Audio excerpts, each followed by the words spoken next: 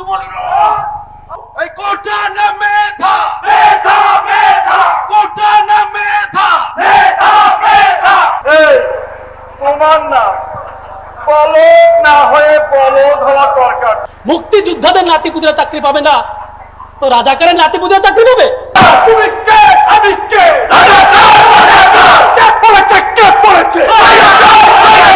কোথাকার কোন বাচ্চা ছেলে পেলে? আরে এদেরকে শায়েস্তা করার জন্য আমাদের ছাত্রলীগই যথেষ্ট। ঠিক আছে জানাব।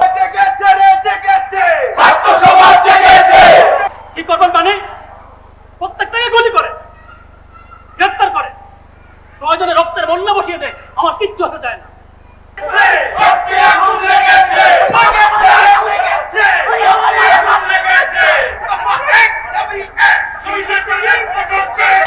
আমি পুলিশ আমার পোলায় ছাত্রগুলোকে নিচে লিখেছে, এটা জানলে আমার কি হবো জানোস কিছু? আমি এখন পঞ্চাবেলার মধ্যে আছি। টাকা ফোন রাখ। এই পানি লাগবে, পানি, এই পানি লাগবে, পানি, এই ভাই কারো পানি লাগবে। আমি ওদিকে গুলি করতেছি, মুক্ত ওদিকে যাইস না। এই মুক্ত,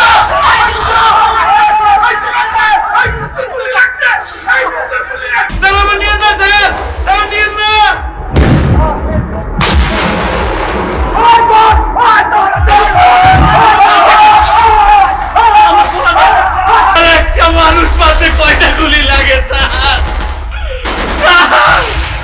আমার পোলার মুখ কেড়ে যাত্রা করে বানাইতে স্যার।